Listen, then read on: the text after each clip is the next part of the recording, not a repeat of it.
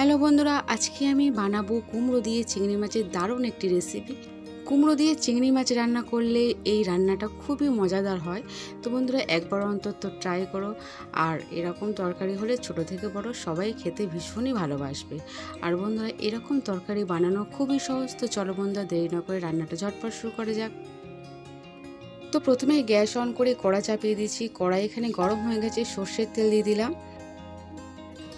তেলটাকে আমি খুব ভালো করে গরম করে নেব। তেল যখন গরম হয়ে যাবে তখন গ্যাসের ফ্লেমটা একদম লো করে দিয়ে আমি এখানে চিংড়ি মাছ দিয়ে দিলাম। চিংড়ি মাছটা আমি আগে থেকে নুন হলুদ দিয়ে ম্যারিনেট করে রেখেছিলাম। এখানে চিংড়ি মাছের সাইজটা একটু বড়, তাই জন্য আমি 1 মিনিট ভেজে নেব। তো বন্ধুরা, এখানে আমার ভাজা হয়ে গেছে। চিংড়ি মাছ ভাজাগুলো অন্য একটি পাত্রে তুলে নেব। এই কড়াতেই আমি বাকি রান্নাটা করব। তো দেখো বন্ধুরা, এখানে সব চিংড়ি মাছ তোলা হয়ে গেছে। এবার এই গরম তেলের মধ্যে আমি একটা মিডিয়াম সাইজের পেঁয়াজ কাটা দিয়ে দিলাম। গ্যাসের ফ্লেমটা মিডিয়াম করে আমি পেঁয়াজটা অল্প করে ভেজে নেব। তো বন্ধুরা, এই সময় আমি দিয়ে দেবো একটা তেজপাতা। তেজপাতা দিলে তরকারির সেন্টটা খুব ভালো হয়।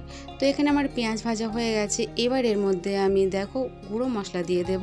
তো প্রথমেই আমি এখানে দিয়ে দিলাম 1 চামচ হলুদের গুঁড়ো, আর দিলাম 1 চামচ লঙ্কার গুঁড়ো, আর দিলাম 1 চামচ ধনের গুঁড়ো, আর দিলাম 1 চামচ জিরের গুঁড়ো। এবার দেব এর মধ্যে স্বাদ মতো নুন। তো এখানে আমি 1 চামচ নুন দিলাম, আর দেব এখানে 1 চামচ আদা রসুন বাটা দিয়ে গ্যাসের ফ্লেমটা মিডিয়াম করে আমি খুব ভালো করে মশলাটা কষিয়ে নেব। মশলাগুলো যাতে পুড়ে না যায়, ধরে না যায়, তার জন্য এখানে আমি দিয়ে দেব অল্প একটু জল। তো বন্ধুরা, জলটা দিলে কি হয়, মশলাগুলো পুড়ে যাওয়ার কোনো চান্সই থাকে না। তো বন্ধুরা, খুব ভালো যাতে রং আসে তার জন্য আমি 1 চামচ কাশ্মীরি লঙ্কার গুঁড়ো দিয়ে দিলাম। দিয়ে গ্যাসের ফ্লেমটা মিডিয়াম রেখে আরও আমি 3 থেকে 4 মিনিট কষিয়ে নেব। তো বন্ধুরা, এখানে মশলা কষানো হয়ে গেছে, খুব ভালো রং হয়েছে। এবার এর মধ্যে আমি ভেজে রাখা চিংড়ি মাছগুলো দিয়ে দিলাম। এবার আমি মশলার সাথে চিংড়ি মাছগুলো খুব ভালো করে কষিয়ে নেব। তো বন্ধুরা, এখানে কষানো হয়ে গেছে। এবার এর মধ্যে আমি কুমড়ো দিয়ে দিলাম। তো কুমড়োগুলো আগে থেকে আমি কেটে ধুয়ে পরিষ্কার করে রেখেছিলাম। এখানে আমি কুমড়োগুলো ডুমো ডুমো করে কেটেছি। এবার আমি খুব ভালো করে কষিয়ে নেব। তো বন্ধুরা, চিংড়ি মাছ যদি প্রথমে এরকমভাবে কষানো যায় তো চিংড়ি মাছের সমস্ত ফ্লেভারটা মশলার মধ্যে চলে আসে আর টেস্টটা খুব ভালো হয়। তো বন্ধুরা, এখানে 3-4 মিনিট আমি খুব ভালো করে কষিয়ে নিয়েছি। এবার আমি গ্যাসের ফ্লেমটা একদমই লো করে দিয়ে ঢাকা চাপা দিয়ে 3 মিনিটের জন্য ছেড়ে দেবো। তো ফিরে এলাম 3 মিনিট পর। এবার আমি খুব ভালো করে কষিয়ে নেব।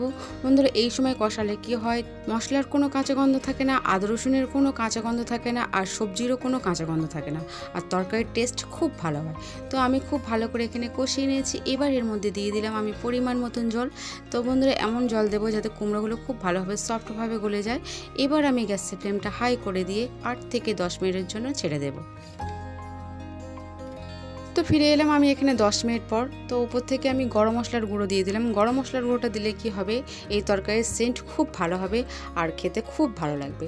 তো বন্ধুরা, এখানে আমার রান্না হয়ে গেছে। পরিবেশনের জন্য অন্য একটি পাত্রে তুলে নেব। তো আশা করি বন্ধুরা, আমার এই রান্নাটা তোমাদের খুব ভালো লেগেছে। ভালো লাগলে চ্যানেলটাকে সাবস্ক্রাইব করো, লাইক করো। দেখার জন্য অনেক ধন্যবাদ।